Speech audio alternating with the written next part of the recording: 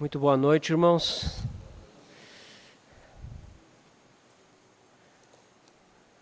Vamos abrir novamente as nossas Bíblias em Romanos, no capítulo 12. Para lermos os versículos 1 e 2. Romanos 12, 1 e 2.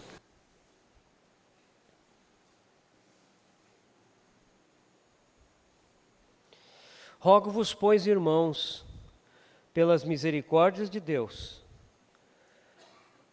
que apresenteis os vossos corpos por sacrifício vivo, santo e agradável a Deus, que é o vosso culto racional. E não vos conformeis com este século, mas transformai-vos pela renovação da mente, para que experimenteis qual seja a boa, agradável e perfeita vontade de Deus. Vamos ter uma palavra de oração. Amado Senhor, aqui nós estamos mais uma vez, teu povo reunido na tua presença, para ouvir as tuas palavras de vida eterna. Senhor, a quem iremos? Só tu tens essas palavras para nos conceder. Dá-nos um coração receptivo, dá-nos ouvidos que ouvem e corações que recebem a tua palavra, Senhor. Dá-nos um desejo por te ouvir que atrai do céu a tua própria palavra, para que ela venha nos pastorear, nos conduzir, nos trazer luz, edificação, consolo, correção. Nós precisamos da tua palavra viva, Senhor. Fala conosco hoje. Encontra nossos corações bem dispostos. Talvez alguns de nós aqui estejam cansados do dia de trabalho. Alguns de nós tenham tido dificuldades, aflições, problemas a resolver durante o dia. Tu sabes a condição do coração de cada um, mas fortalece-nos pelo teu Espírito, Senhor, para recebermos a palavra que vem da tua parte. Dá-nos entendimento, Senhor, sabedoria, para recebermos a tua porção. É o que nós te pedimos, entregando esses momentos nas tuas mãos. No nome do nosso amado Senhor Jesus Cristo. Amém, ó Pai. Quarta-feira passada, nós começamos a compartilhar sobre viver a vida cristã na era digital.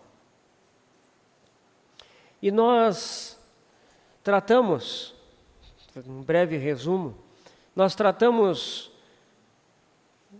do assunto de que nós recebemos vida e vida eterna nos nossos corações. A vida do Filho de Deus, pelo Espírito Santo, veio habitar em nós. Nós temos dentro de nós um potencial tremendo, uma vida cheia de virtude e de graça. Mas nós recebemos essa vida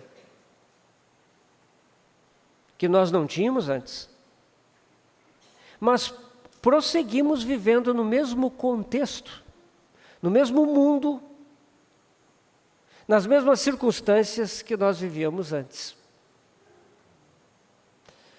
E esse contexto em que nós vivemos, ele não nos criava tantos problemas assim antes de nós recebermos vida.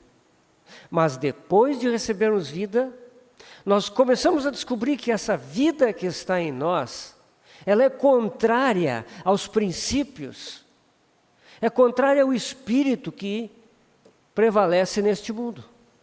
E isso nos coloca numa batalha espiritual. E todo aquele que desejar viver piedosamente, que desejar seguir o Senhor com fidelidade, com consagração, ele vai enfrentar esse ambiente espiritual hostil no qual nós vivemos. Nós falamos que o mundo mudou muito nos últimos 60, 70 anos.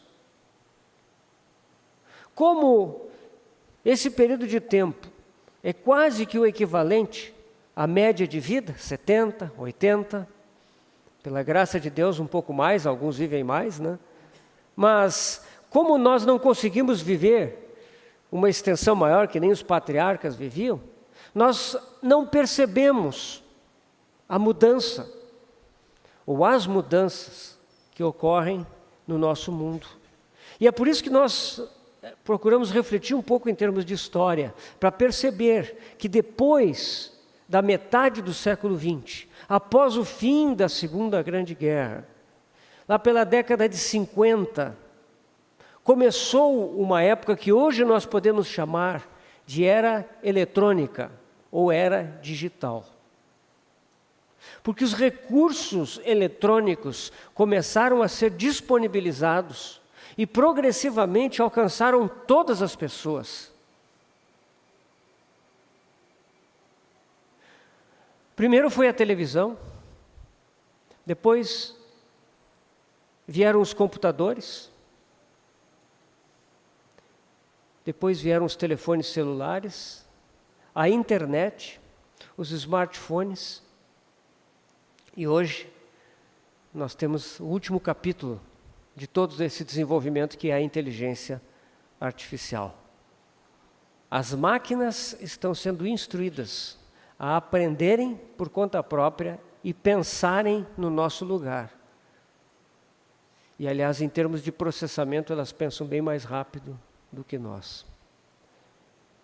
Então, o mundo mudou muito. E nós falamos na outra mensagem sobre a questão de que temos sido induzidos a uma espécie de passividade mental.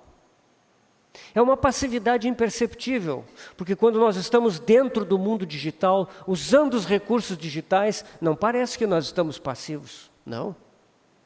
Parece que nós estamos usando aqueles recursos, aprendendo a utilizá-los, né?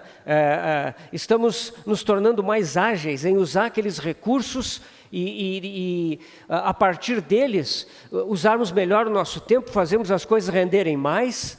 E tudo isso parece que, na verdade, aumenta a nossa capacidade. Mas nós vimos também que esse sistema todo no qual nós estamos imersos, ele não é nada inocente. Embora pareça que nós estamos escolhendo os nossos caminhos no mundo digital, escolhendo o que nós gostamos, rejeitando o que nós não gostamos, na verdade, por trás disso, existe um sistema muito bem articulado que visa nos tornar passivos e permitir que os nossos posicionamentos sejam governados pelos algoritmos desse sistema. Imperceptivelmente, nós entregamos as nossas preferências, os nossos gostos, as nossas vontades, e no caso dos cristãos, até mesmo as coisas da nossa fé. Nós entregamos, esse sistema nos devolve, aparentemente facilitando tantas coisas, mas na verdade, ele sutilmente está tomando conta do nosso pensar. Sutilmente ele introduz padrões que são incorporados ao nosso pensar, que são incorporados ao nosso sentir, que são incorporados ao nosso querer. Estamos sendo, portanto, nessa situação, conformados, como diz Romanos, como Paulo diz em Romanos 12:2, não vos conformeis a este século. Não vos amoldeis. Este século, essa era, esse tempo em que nós vivemos, desde a época de Paulo até hoje, por toda a história da humanidade, desde a queda do homem, este mundo é um molde. E ele busca nos moldar, nos esculpir, nos conformar. E é importante que nós e entendamos que a única forma de não sermos apanhados por isso é desenvolvermos uma relação rica, profunda e constante com a palavra de Deus. Irmãos, a palavra de Deus não é a única disciplina dos cristãos. Nós teríamos que falar de outras disciplinas, como por exemplo a disciplina da oração. Né? É muito importante a vida de oração. É muito importante a vida de comunhão dos irmãos. Comunhão espiritual. É muito importante que haja comunhão entre o marido e a esposa, entre o casal e os filhos, entre as famílias que compõem a igreja, entre os jovens, os mais velhos, as irmãs. É muito importante que haja comunhão espiritual. Mas, com relação a esse tema da era digital, eu enfatizo essa disciplina. Palavra de Deus. A palavra de Deus é capaz de nos colocar dentro de uma cultura distinta da cultura desse mundo. E ela é o único antídoto, ela é a única fonte de limpeza. A lavagem de água pela palavra, como o nosso irmão citou aqui na abertura, ela pode nos lavar. A palavra deve nos cortar, nós falamos de Hebreus 4:12. Ou seja, a minha relação com a Bíblia não é somente uma relação informativa. Quando eu leio a Bíblia, irmãos, quando eu medito na palavra de Deus, quando eu memorizo, estudo a palavra de Deus, a minha relação não é uma relação estudantil, acadêmica, de receber informação apenas. Essa palavra, nós necessitamos que ela venha e corte. Ela precisa separar alma e espírito. Nós naturalmente temos essas coisas todas confundidas. Existe uma confusão natural. Porque no homem caído é só alma. O espírito está sufocado, semi-morto. Pela mente humana caída, pelos sentimentos humanos caídos, pela vontade, pelos desejos do homem caído. Então, aquela vida que está lá dentro, ela precisa irromper, ela precisa encontrar canais de saída para que ela possa extravasar e dominar a alma. Não se trata de destruir ou eliminar o papel da alma, não, mas é que o espírito precisa predominar. E é a palavra de Deus que faz esse corte. Então, quando nós nos relacionamos com a palavra de Deus, a palavra de Deus precisa ter essa eficácia nas nossas vidas. E, meus irmãos, um problema com muitos cristãos é que nós conhecemos tanto a Bíblia, nós já lemos bastante a Bíblia, tem texto da Bíblia que nós sabemos recitar de cor e salteado. E nós podemos cair numa situação em que a Bíblia se torna algo comum para nós. Alguma coisa que não nos surpreende mais, que não nos impacta. Isso pode acontecer. Aí nós vamos ler aquele trecho ali, nós passamos, eu já li isso várias vezes, aí lemos como se fosse uma notícia de jornal. A nossa atitude diante da palavra de Deus tem que ser uma atitude receptiva, para que, seja qual for a porção da palavra, o Senhor possa nos falar de forma viva através deste livro. É assim que nós vamos sendo lavados, que nós vamos sendo emancipados das sutis armadilhas dessa cultura digital. Eu gostaria de, hoje, primeiro ver um aspecto ainda da era digital. Nós já falamos da passividade mental. E hoje eu gostaria de falar num outro aspecto, que tem a ver com a substituição da vida presencial pela vida virtual. Essa é outra armadilha muito séria dessa era digital, e nós precisamos estar alertas com relação a ela. Eu não quero me deter muito nessa parte, porque eu desejo, em seguida, entrar numa parte que é enxergar o pano de fundo espiritual por trás de tudo isso. Gostaria que nós examinássemos 2 trechos da Palavra de Deus para entendermos que esses recursos digitais, todas essas coisas que nós vemos, eles são apenas a aparência de algo que está por trás dessas coisas e que é a verdadeira fonte de todos os problemas que nós enfrentamos com este mundo. Então, a era digital como substituto da vida virtual. Irmãos, se vocês lerem a Epístola de Tito, vocês vão ver que na Epístola de Tito há uma ênfase numa expressão chamada boas obras. 6 vezes, é uma epístola pequena, 3 capítulos. 6 vezes. Se nós pegarmos as 3 epístolas pastorais, 1 Timóteo, 2 Timóteo e Tito, que Paulo escreveu no final do seu ministério a esses 2 colaboradores, nós vamos ver que ali aparece 12 vezes essa expressão, boas obras. Paulo ali está enfatizando o fato de que a vida cristã, ela não é somente uma disciplina espiritual. Sem dúvida nenhuma que o fundamento da vida cristã é a vida devocional, a vida espiritual, uma vida diante do Senhor. Isso é a base de tudo. Mas deve haver uma expressão externa, deve haver uma expressão concreta. E Paulo chama isso de boas obras. Então, por exemplo, em Tito 2, 14, ele diz assim: o qual a si mesmo se deu por nós, a fim de remir-nos de toda iniquidade e purificar para si mesmo um povo exclusivamente seu, zeloso de boas obras.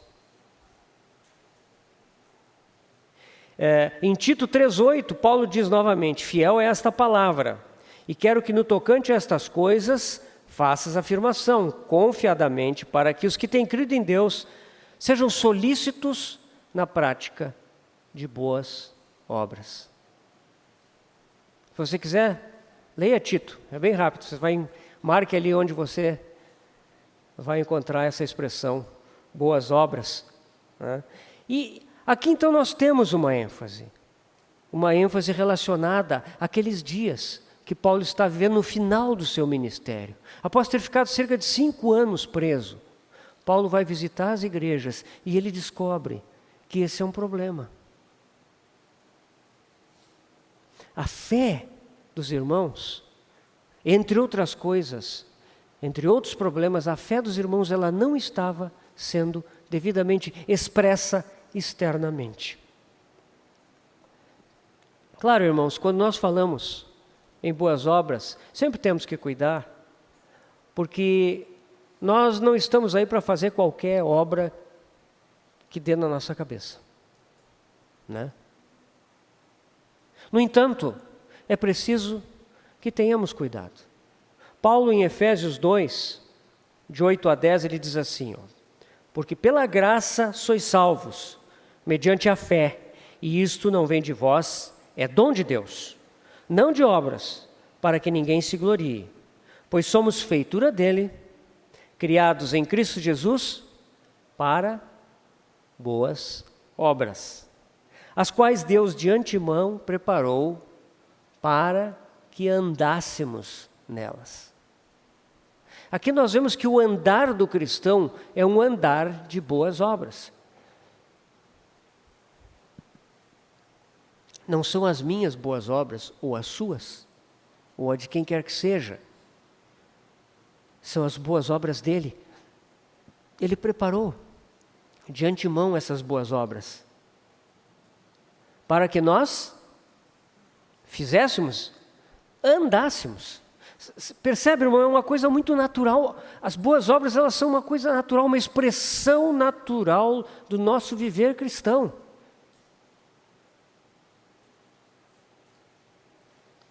No entanto, a cultura digital, ela tem fomentado o isolamento das pessoas. Sim, quem está numa rede social, quem está em vários grupos de WhatsApp ou qualquer outra rede, quem está numa rede de jogos ou qualquer outra coisa, está conectado, está contatando com pessoas, está trocando notícias, ideias. Mas será que isso é real comunhão?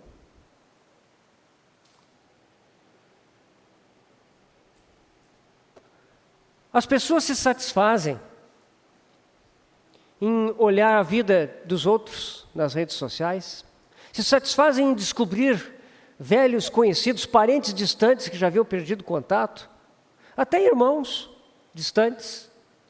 Elas veem essas pessoas, elas dão um like, né, no que elas acham interessante daquelas pessoas, elas expõem a sua vida para que os outros também façam isso. E quando ninguém dá, né, um likezinho daqueles, se passa muito tempo e não tem nenhum, é depressão, né, irmãos?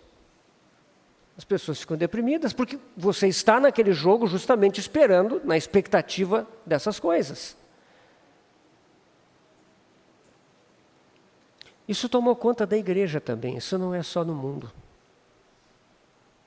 Parece que nós estamos muito mais conectados com as pessoas hoje. Mas a verdade, irmãos, é que nós estamos virtualmente conectados, mas cada vez mais isolados. A vida real se tornou um problema para muitas pessoas. Visitar os outros se tornou uma incomodação. E receber outros em casa, às vezes, é uma incomodação maior ainda. Né? Já pensou o que tem que arrumar, o que tem que fazer, o que tem de comida? Na cidade grande, talvez os irmãos aqui ainda não estejam no estágio que nós estamos, né? Lá onde eu moro, em Porto Alegre. Na cidade grande nós temos ainda o problema da distância, do trânsito. Então, parece muito mais fácil eu ficar ali, no meu celular ou no meu computador.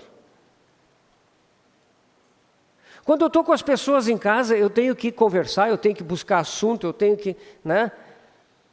Quando eu estou ali no computador, se eu não quero continuar, eu simplesmente puxo, vou embora. Vou conversar com outro. Surge um assunto mais interessante. A gente é dono dessa interface, que na verdade, quando nós vamos avaliar mesmo, nós estamos sozinhos, isolados. Então, é nítido que as redes sociais, que essas atividades digitais, elas tendem a nos isolar. Às vezes a gente manda um WhatsApp para alguém, um irmão, uma pessoa, um familiar, parece que já cumpriu, né, a tarefa. Agora não preciso mais ver essa pessoa por um tempo, né? Daqui a pouco eu mando outro. Né? Faço uma conversinha.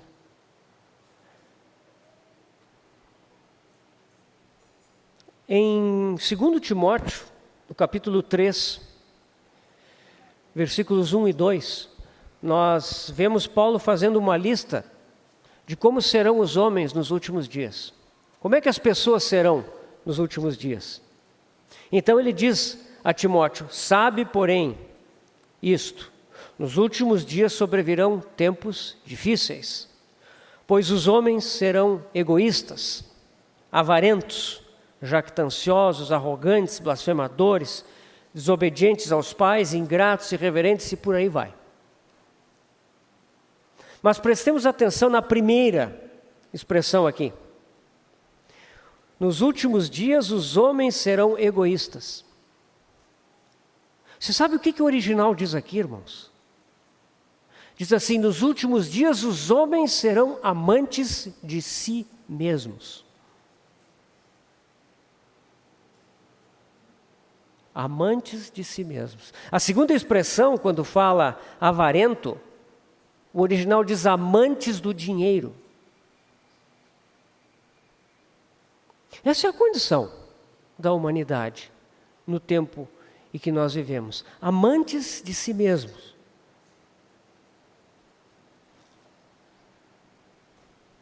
E é isso que acontece quando nós temos o nosso celular e as nossas redes sociais.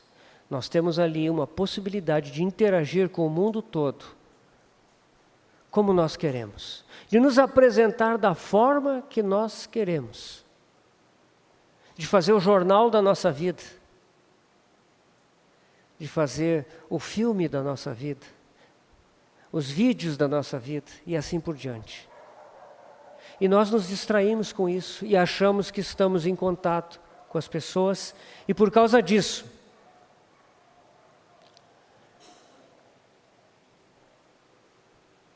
nos isolamos.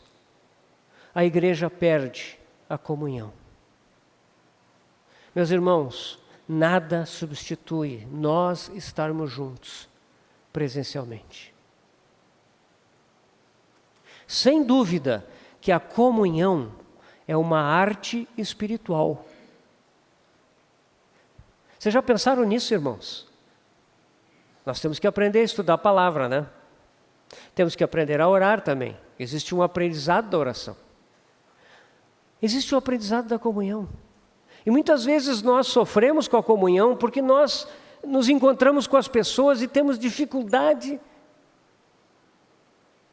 de interagir espiritualmente. Eu não estou falando aqui que nós temos que ter um tema espiritual e versículos bíblicos cada vez que nós nos encontramos. Não, irmãos. Mas se nós estamos caminhando com o Senhor, se nós estamos sendo surpreendidos pela palavra de Deus cada dia, confrontados com ela, consolados por ela, se nós estamos interagindo com o Senhor em oração e tendo respostas e tendo... Meus irmãos, a nossa comunhão tem que ser rica. Nós temos que ter muitas coisas para trocar uns com os outros.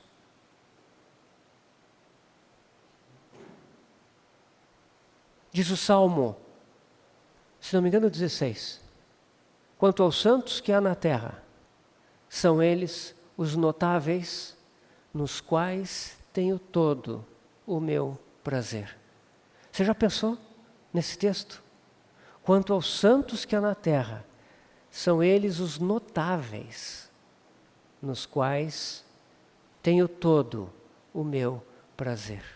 Meus irmãos, essa deve ser a realidade da nossa comunhão. Encontrar os notáveis, encontrar aqueles com quem o Senhor está falando, nos quais o Senhor está agindo, nos quais há um patrimônio espiritual a compartilhar. Eu vou ser abençoado, eu vou ser fortalecido e eu posso também abençoar e fortalecer. Isso é a comunhão dos santos. E a era digital, ela vem para impedir que nós avancemos em conhecer a arte da comunhão, a arte do estar juntos, a arte de nos conhecermos. Aqui são tantos santos.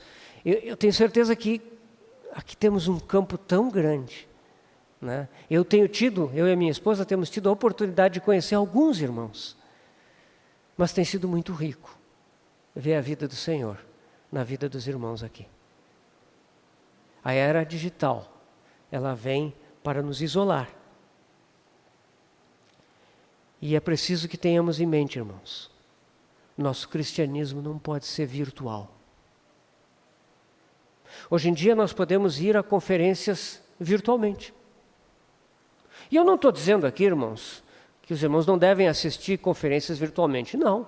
Sempre que puderem, assistam conferências virtuais. Mas não deixem de escolher alguma ou algumas conferências, se puderem, para ir pessoalmente. Porque os irmãos têm aqui uma conferência, sempre em setembro, e os irmãos certamente sabem que é algo inigualável encontrar com tantos irmãos, tantas irmãs, e ouvir daquilo que o Senhor está fazendo na vida deles. Então, o que o Senhor nos faça ricos em interagir uns com os outros, em receber os outros em casa, em ir à casa dos outros, em fazer programa juntos, sair para dar caminhada, ir a um café. Assim os santos devem viver. A nossa interação deve ser até com o mundo, sempre que possível, irmãos. Porque sempre que alguém do mundo se dispuser a estar conosco, nós devemos estar com eles. Sempre que nós vemos que alguém do mundo tem alguma abertura para estar mais perto de nós, isso significa que o Senhor pode ganhar aquela vida. Isso é o mundo real, presencial. Então, eu deixo isso com os irmãos como dois exemplos em relação a essa cultura digital que hoje nos cerca, na qual nós estamos imersos. Nos voltarmos com seriedade para a palavra de Deus, para que essa cultura não invada o nosso coração, mas para que, pelo contrário, nós possamos resistir a ela e prevalecer.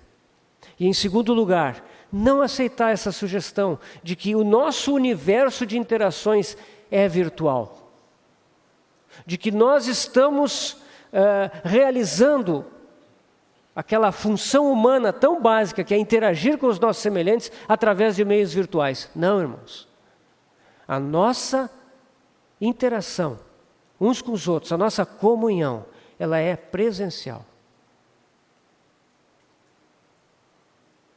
Para repartirmos o que o Senhor tem nos dado uns com os outros, para servirmos com aquilo que Ele tem nos dado uns aos outros. Dizendo isso, eu gostaria então de entrar na segunda parte do que teria para dizer para os irmãos hoje, que é entender o pano de fundo espiritual dessa era em que nós vivemos. Eu gostaria de convidar os irmãos para nós abrirmos em Gênesis 11. Nós vamos ler de 1 a 9.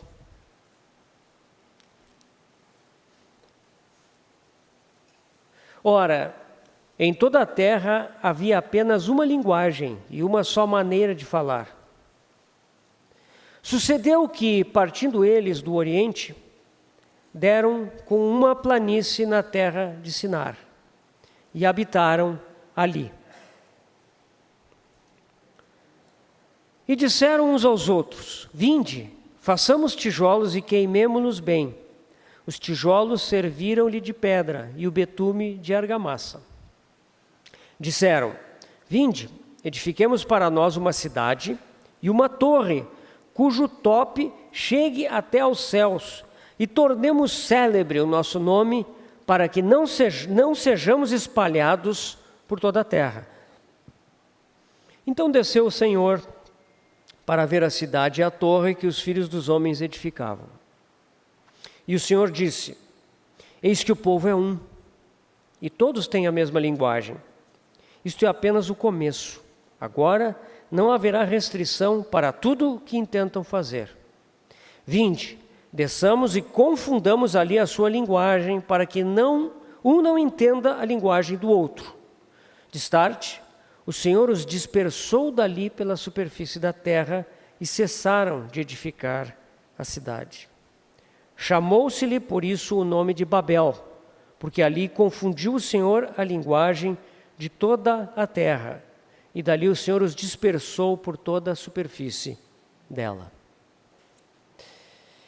Após o dilúvio, o Senhor ordenou a Noé e aos seus filhos que se multiplicassem e povoassem a terra. Isso está em Gênesis 9, 1 e 9, 7. 2 vezes ele diz a Noé e aos seus filhos que se multipliquem e povoem a terra. É a mesma coisa que Deus havia dito para Adão e Eva, lá em Gênesis 1, 28. Multiplicai-vos, enchei a terra, dominai-a. O propósito de Deus era esse.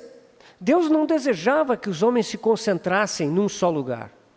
O desejo de Deus era que eles se espalhassem, que eles enchessem a terra.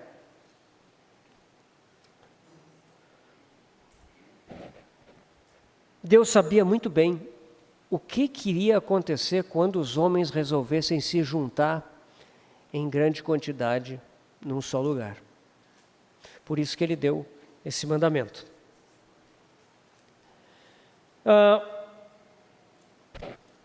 Passadas muitas gerações depois de Noé, nós vemos acontecer isso que está escrito aqui. Alguns homens chegaram nessa planície de Sinear, a Babilônia, o vale do Eufrates e do Tigre. E lá, então, eles acharam aquele lugar fértil e aprazível. E veio essa ideia: façamos tijolos e queimemo-los bem.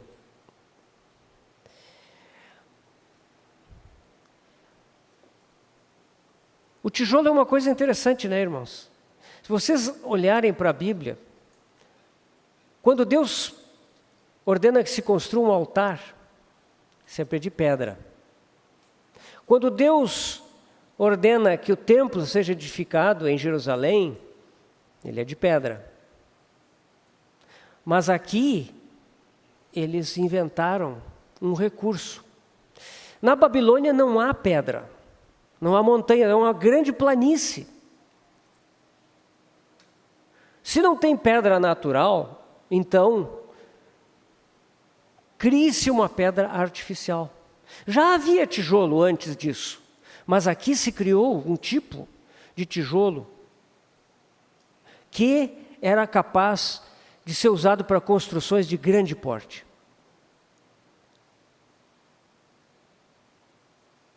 Quando Deus pede que a gente faça algo, Ele dá os recursos, aqueles recursos que Ele mesmo produziu. Mas quando o homem quer fazer algo por si próprio, ele tem que providenciar os materiais.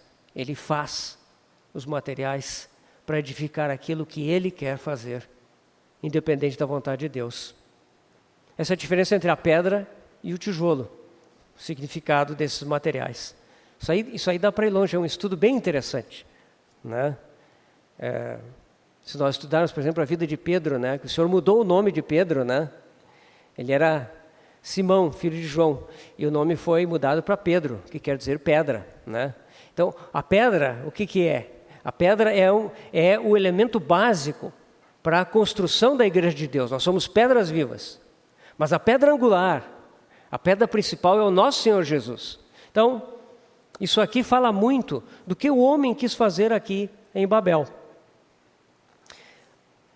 Se vocês lerem o capítulo 4 de Gênesis, vocês vão ver que Caim, antes do dilúvio, já tinha, logo depois de assassinar o seu irmão e ser disciplinado por Deus, uma das primeiras coisas que fez Caim foi edificar uma cidade e deu a essa cidade o nome do seu filho, Enoque. Então o rebelde Caim edificou a primeira cidade mencionada na Bíblia. Só que essa cidade e todas as outras que existiam antes do dilúvio foram submersas, arrasadas pelo dilúvio. E aqui nós vemos o homem de novo indo no caminho da rebelião. Deus não é contra as cidades.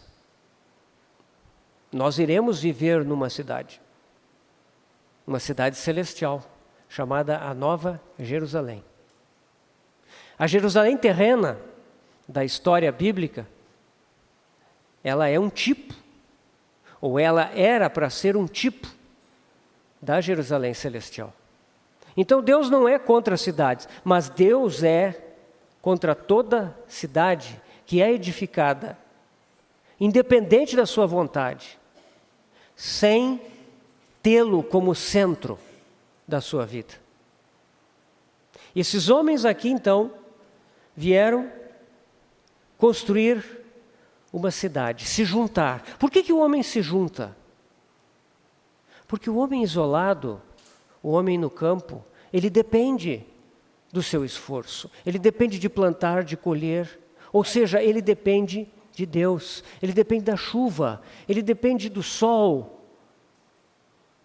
ele depende que Deus abençoe os seus animais, as suas plantações. Mas quando o homem se junta na cidade, o que acontece? Eles se juntam e reúnem esforços para construir um novo ambiente, no qual não seja necessário depender de Deus, porque todos vão produzir em abundância para que todos usufruam. A cidade é um sistema autônomo. A cidade provê segurança, a cidade provê diversão, lazer, companhia. Mas acima de tudo, a cidade é um lugar para a glorificação do homem. Essa cidade não era apenas uma cidade, ela tinha uma grande torre. Por que essa torre? Essa torre é uma afirmação do homem, dizendo que ele pode chegar até Deus. Ele é capaz de alcançar o alto dos céus. Como é que Deus se revela para nós? Ele vem dos céus. E no Antigo Testamento, a escada de Jacó é um exemplo disso. Quando Jacó sonhou, ele viu aquela escada do céu e os anjos de Deus subindo e descendo, né? Assim Deus se relaciona com os homens. Mas aqui nós vemos o homem dizendo: nós podemos chegar aos céus. Essa é uma religião humanista, centrada no homem, centrada no benefício, na segurança do homem. Deus está fora de Babel. Não são assim as grandes cidades desse mundo? Quando nós vamos numa grande cidade, o que nós vemos? Luxo, consumo, gastronomia, turismo, coisas para encher os nossos olhos, coisas para agradar a nossa alma, de toda forma. As cidades, elas são o paraíso deste mundo.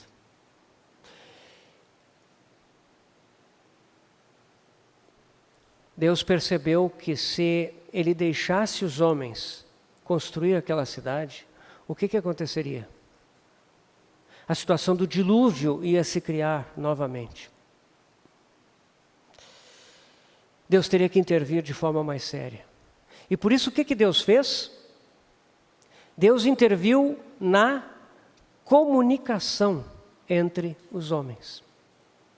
Deus veio e olhou para eles e confundiu a sua linguagem, de forma que eles começaram a não se entender mais uns aos outros. Ou seja, o ponto nevrálgico para impedir a degradação da humanidade foi interromper a livre comunicação entre os seres humanos que desejavam criar um mundo à parte de Deus.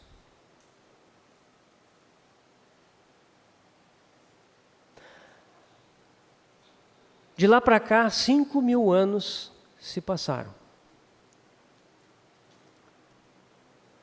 O que nós vemos hoje em dia na era digital, com as redes sociais?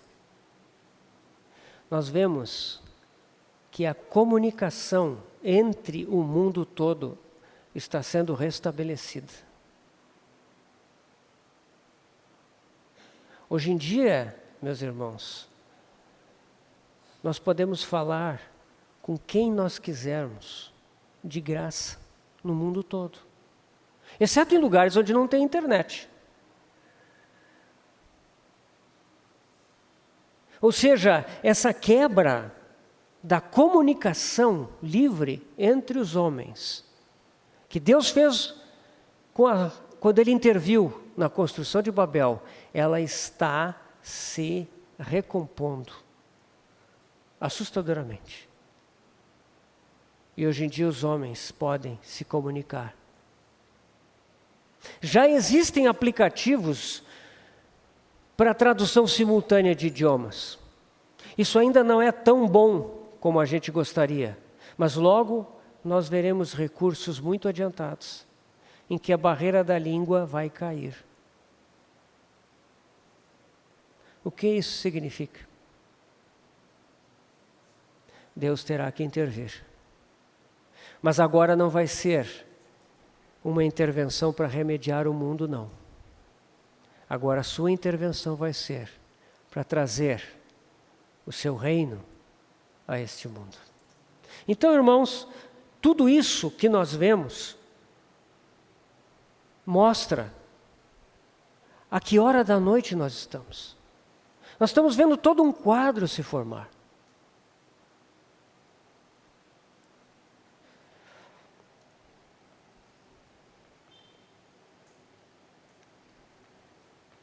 O meu propósito em falar dessas coisas é simplesmente dizer para os irmãos que nós devemos perceber o momento em que nós estamos vivendo. Toda essa era digital, todos esses recursos, meus irmãos, busquemos ao Senhor para saber o que nós devemos usar disso, o que nós não devemos usar, mas tenhamos em mente, esses recursos, eles fazem parte de um grande sistema.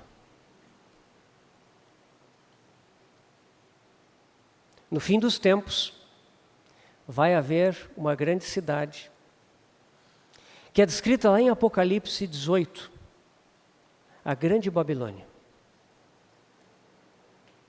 No capítulo 17 de Apocalipse, você tem uma Babilônia ali também, mas é a meretriz. Ali é a Babilônia religiosa, vai haver uma religião mundial. As religiões desse mundo, inclusive o cristianismo apóstata, eles vão se reunir numa grande religião. Isso é Apocalipse 17, a meretriz.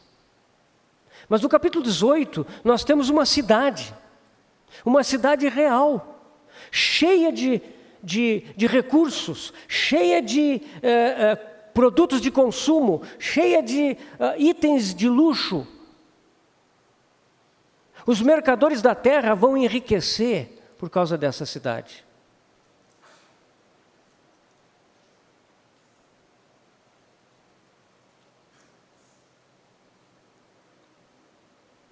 Podemos mostrar as imagens, por favor?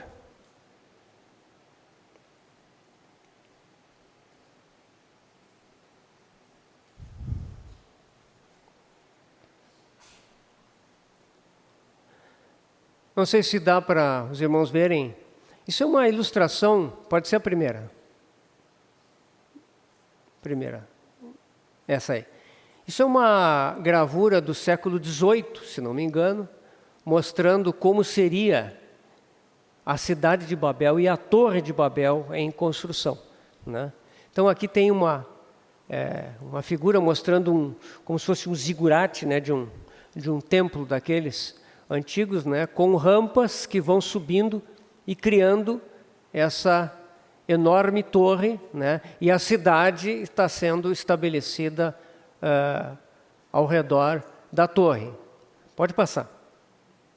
Isso aqui é uma imagem de Tel Aviv, em Israel, e ela mostra um edifício que praticamente reproduz, né, um arranha-céu que reproduz alguma coisa desse desenho espiralado da Torre de Babel. Pode passar. E aqui nós vemos os principais edifícios do mundo.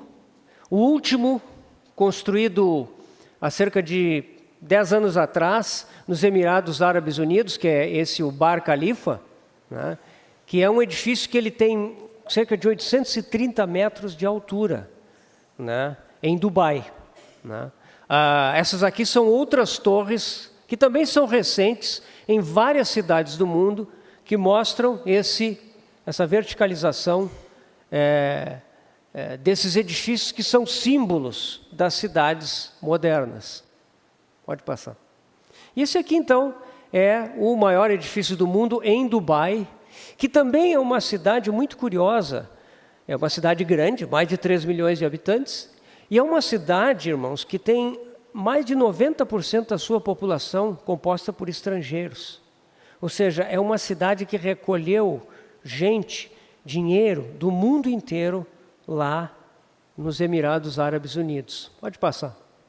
E aqui o edifício, né, Burj Khalifa, essa gigantesca torre, né, e uma vista de Dubai mostrando essa cidade, né, que com esse edifício no centro mostra que, num certo sentido, a ideia de Babel e da sua torre estão em pauta novamente. Acho que aí já deu, pode ir. Então, irmãos, tudo isso é para nos mostrar que o mundo caminha para a rebelião final. Nós estamos vendo agora um quadro de grande instabilidade no mundo. O novo governo americano, com Donald Trump, ele já está introduzindo mais perturbação no mundo, com a ideia de tarifas, com a ideia de... os Estados Unidos estão saindo de várias organizações internacionais, talvez saiam da OTAN na Europa, já saíram da Organização Mundial da Saúde, né? Estão acabando com a USAID, que é uma organização que beneficia centenas de países pobres, né, com distribuição de alimento, medicação e coisas do tipo, né? O que está acontecendo? Uma nova ordem mundial está para surgir. Nós estamos vendo um mundo polarizado entre o que a China representa no Oriente, a Rússia ali na Europa e os Estados Unidos. E nós estamos começando a ver essa instabilidade. Eu não sei, irmãos, se isso aí vai caminhar para uma bagunça econômica, política, mundial, ou se ainda vai demorar algum tempo. Eu não poderia dizer para os irmãos isso. Mas assim, prestemos atenção. Prestemos atenção, porque este mundo, para que ele receba o seu grande líder, o anticristo, ele vai precisar estar numa situação de muita dificuldade. Ele vai estar precisando desesperadamente de alguém que venha e ponha ordem nas coisas. E quando ele vier, e quando ele, como genial político que ele vai ser, quando ele conseguir fazer esse acordo, então o mundo inteiro vai adorá-lo. Nós estamos caminhando para isso. E, portanto, essa era digital, ela visa fazer com que os homens estejam centrados em si mesmos, isolados, dependentes dessa rede mundial e alheios ao que é espiritual. E é nesse contexto que eu gostaria de examinar com os irmãos o livro de Apocalipse. Nós estávamos em Gênesis e agora vamos lá para Apocalipse no capítulo 12.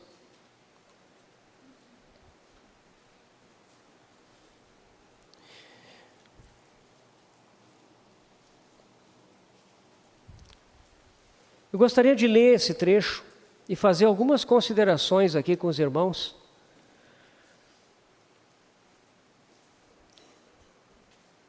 Viu-se grande sinal no céu, a saber, uma mulher vestida do sol, com a lua debaixo dos pés e uma coroa de 12 estrelas na cabeça, que, achando-se grávida, grita com as dores de parto, sofrendo tormentos para dar à luz.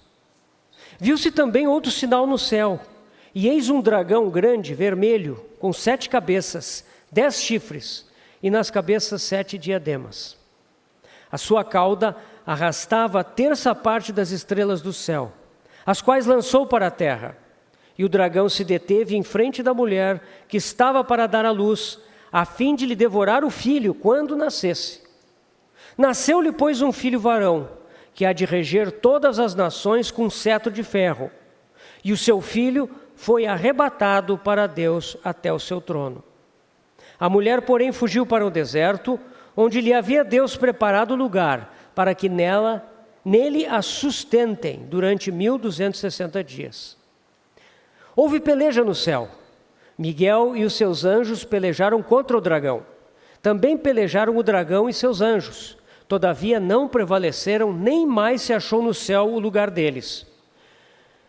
E foi expulso o grande dragão, a antiga serpente, que se chama Diabo e Satanás, O sedutor de todo mundo, sim, foi atirado para a terra e com ele os seus anjos.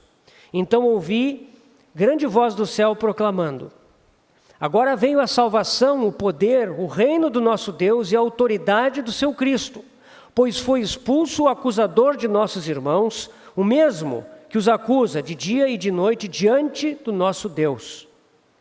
Eles, pois, o venceram por causa do sangue do Cordeiro e por causa da palavra do testemunho que deram, e mesmo em face da morte não amaram a própria vida.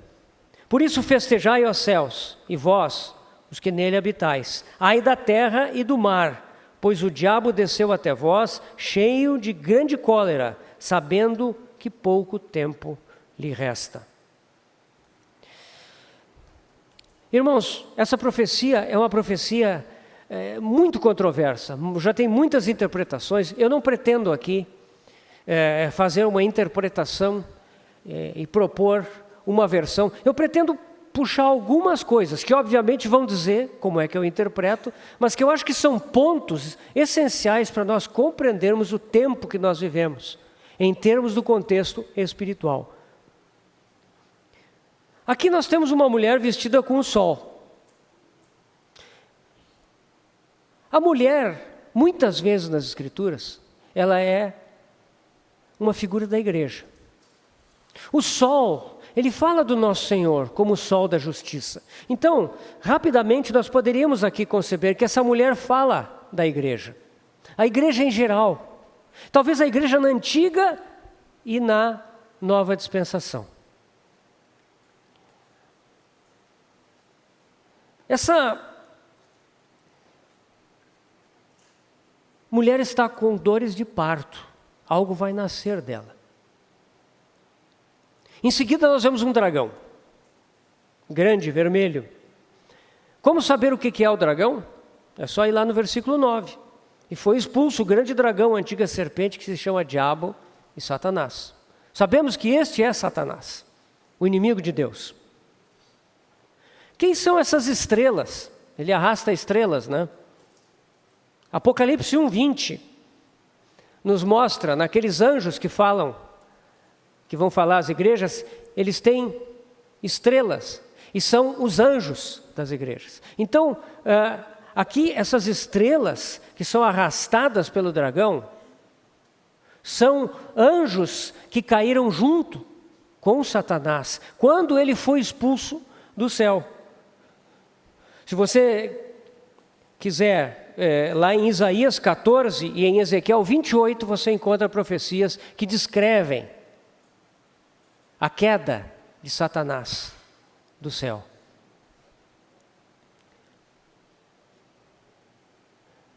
O que nós podemos entender vendo esse quadro? Essa mulher que simboliza a igreja, que está com dores de parto, tem diante dela um dragão, que é o próprio Satanás. Satanás traz todos os seus anjos, ele mobiliza o seu exército, as suas hostes. Mas ele não ataca a mulher. Isso não é curioso? Ele está esperando o filho que vai nascer da mulher. Alguns expositores bíblicos enxergam aqui que essa mulher, ela poderia ser Israel, e que o filho seria o Senhor Jesus, e que a perseguição de Satanás teria sido quando Herodes procurou matar o menino e ele teve que ir para o Egito. Mas tudo isso gera um monte de problemas. O Senhor não foi arrebatado para o céu logo após a investida de Herodes. Ele foi levado para o Egito por sua mãe. Enfim, irmãos, o importante aqui é que, se nós entendermos de uma outra forma, essa mensagem pode ter grande relevância para nós, e eu acho que ela tem. Quem é o filho varão? Quem é esse filho varão? A característica desse filho varão aqui é que ele vai reger todas as nações com cetro de ferro, né? Nós vamos notar que existem 4 trechos das Escrituras que falam de um filho, varão, que vai reger as nações com cetro ou vara de ferro. A primeira delas é no Salmo 2. Lá no Salmo 2, a profecia do Salmo 2 nos fala que as nações se levantam contra Deus, contra seus ungidos, querem sacudir as suas amarras. E lá nós vemos o próprio Deus declarar que é o seu filho que vai reger as nações com vara de ferro. Ali nós sabemos, no Salmo 2 nós sabemos que se trata do Senhor Jesus. E as outras 3? Estão aqui no livro de Apocalipse. Uma é essa aqui, que nós estamos lendo. Mas aqui, nenhuma chave nos é dada em relação a quem seja este filho. Pode ser o Senhor Jesus, se nós entendemos essa mulher como sendo Israel, poderia ser. Isso também aparece em Apocalipse 19. E nós sabemos que Apocalipse 19 fala da vinda do Senhor. Sai da sua boca uma espada afiada, para com ele ferir as nações, e ele mesmo as regerá com cetro de ferro. Nós sabemos que aqui é o Senhor também, é o Senhor na sua vinda. Tem no seu manto e na sua coxa um nome escrito Rei dos Reis, Senhor dos Senhores. Esse é o Senhor. A última porção é Apocalipse no capítulo 2. A carta à igreja de Tiatira.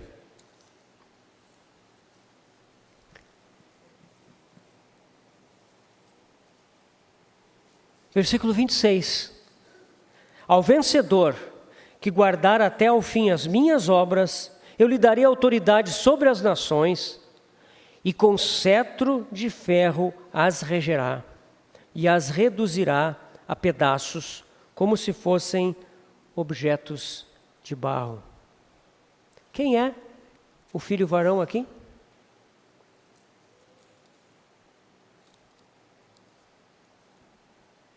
É o vencedor. Quem é o vencedor aqui?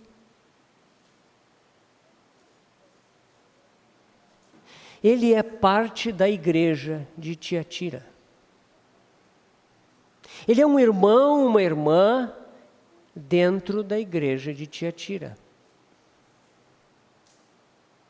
Então aqui, meus irmãos, nós vemos esta outra possibilidade de entendermos quem é este que vai reger as nações com cetro de ferro. Se vocês observarem os 2 capítulos, capítulo 2 e 3 de Apocalipse, vocês vão ver, irmãos, e certamente a maioria já sabe disso, que sempre há um chamado ao vencedor. A carta é à igreja, mas no final há uma promessa ao vencedor, o vencedor. O que isso quer dizer? Isso quer dizer que na igreja existem os crentes em geral, mas existem também aqueles que vencem.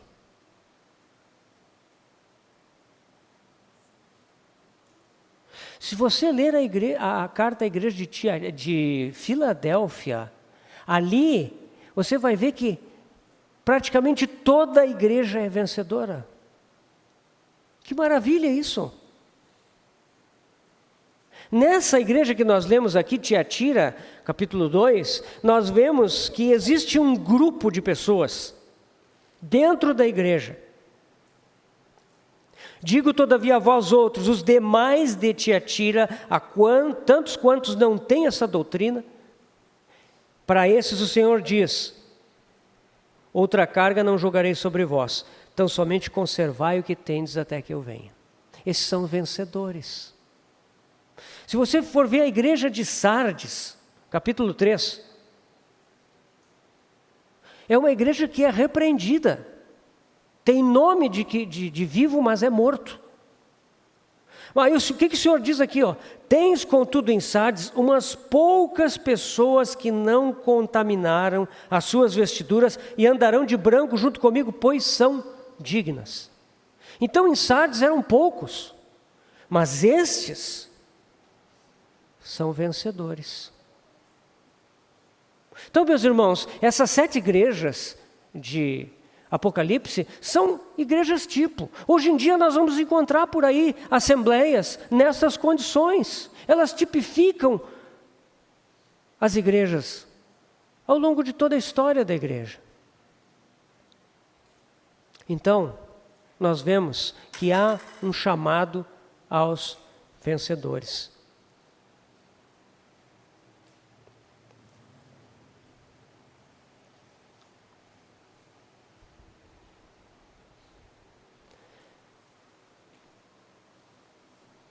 Você tem consciência, meu irmão e minha irmã, que o Senhor te chamou para reinar com Ele?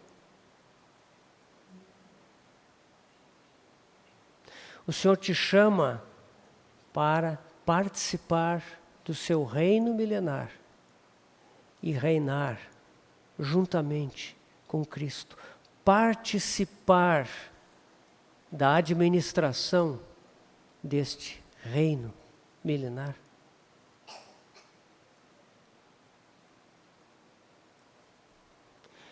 Irmãos, nós não fomos chamados com um chamamento pequeno. Nós podemos ter uma vida de circunstâncias pequenas aqui nessa terra.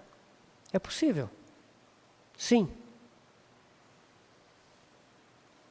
Mas nós somos chamados para reinar com Cristo. E tudo o que nós passamos aqui nessa terra, toda a disciplina, todo o treinamento, todas as coisas são trazidas pelo Senhor para que esse caráter real seja formado em nós. Meus irmãos, nós não vamos reinar com o Senhor se nós simplesmente tivermos recebido a salvação eterna. E depois vivido na carne todo o resto da nossa vida, despreocupados, porque afinal, nós já somos salvos. Temos a vida eterna, não entramos em juízo. O reino é para aqueles que foram formados ao longo da vida que tiveram aqui na terra.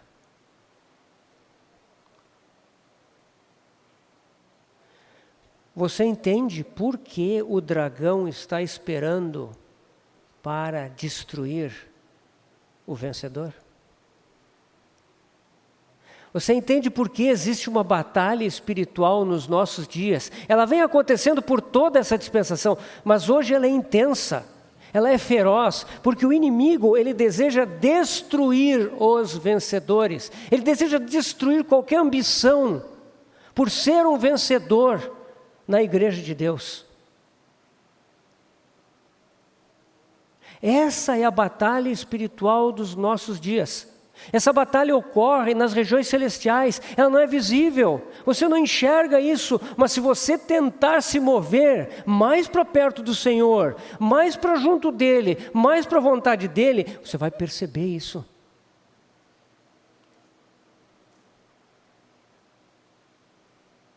Ele não está preocupado com a igreja em geral, mas ele quer destruir os vencedores. O que um vencedor vence?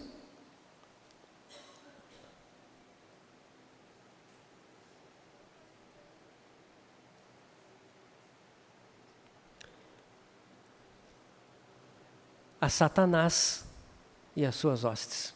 Isso está lá em Apocalipse 12, nós já lemos. Eles, pois, o venceram. Foi expulso o acusador de nossos irmãos. Eles, pois, o venceram.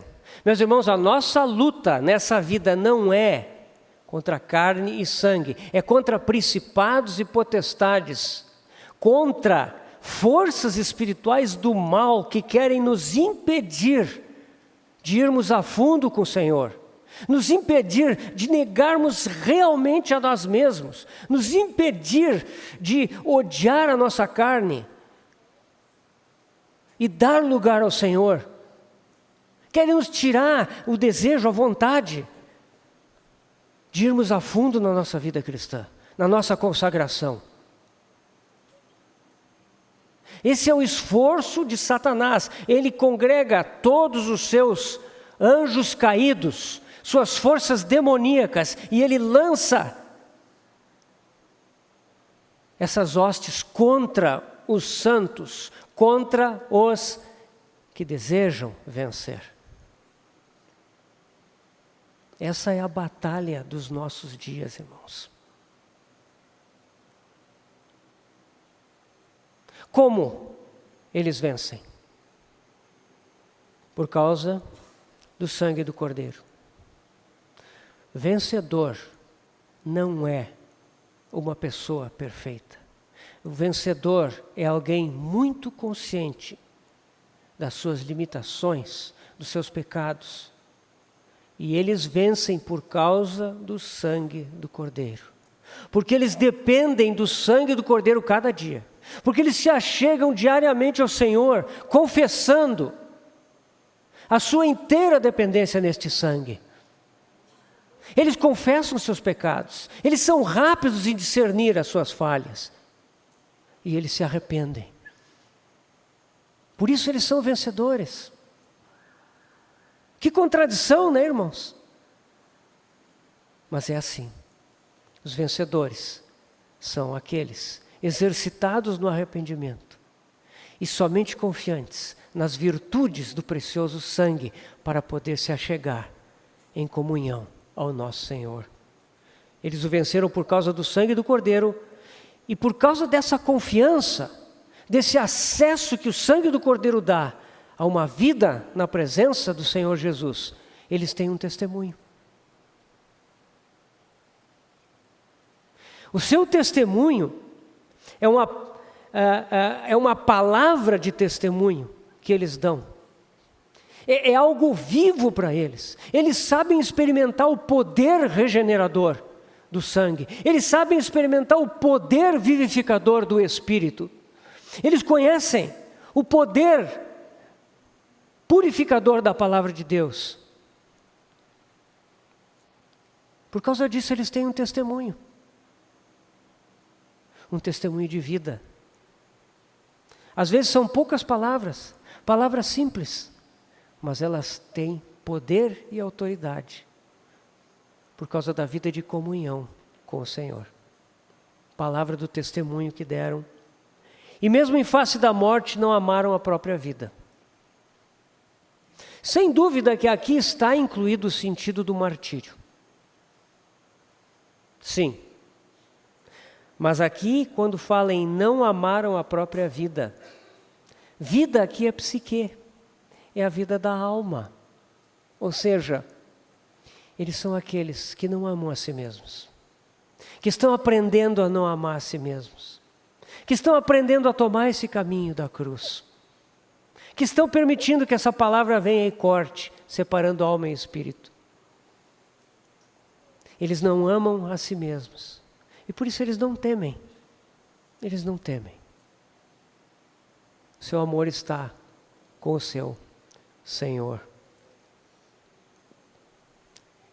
E outro fator muito importante do vencedor. O vencedor é o vencedor da igreja. O verdadeiro vencedor nunca é uma pessoa que tem apenas um testemunho pessoal, na sua vida pessoal. Ele é alguém que vence na igreja e pela igreja. Ele não está satisfeito de vencer na sua vida individual, mas ele vai dar a sua vida para carregar os seus irmãos e irmãs na vitória do Senhor.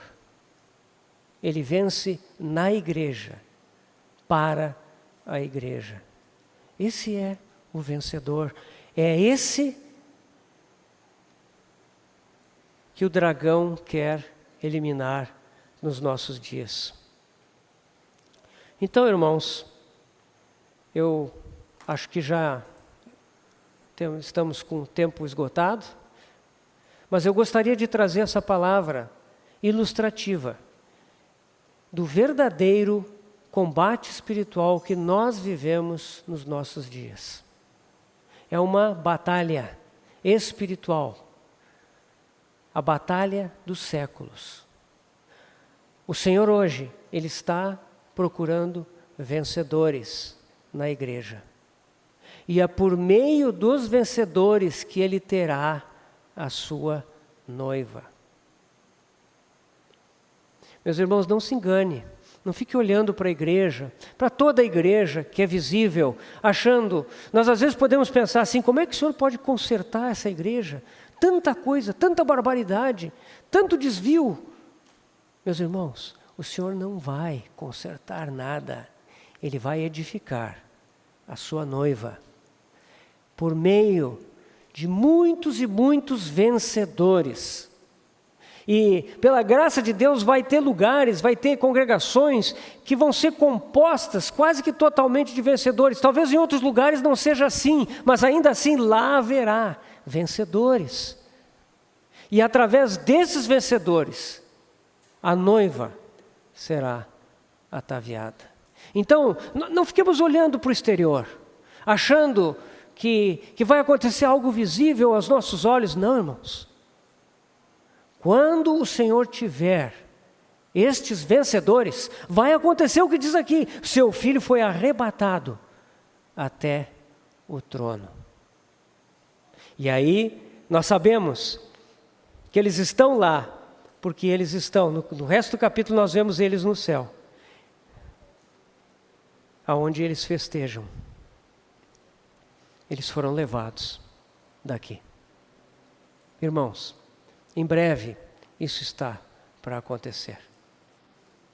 O Senhor está formando os seus vencedores. Que nós possamos deixar que Ele forme o seu Filho em nós. Resistamos pela palavra de Deus e pela comunhão com os irmãos a sedução dessa era digital, para que nós possamos estar na linha de frente dessa batalha. E quando Ele chamar, nós então seremos levados para estar para sempre com Ele. Que o Senhor nos abençoe. Vamos orar.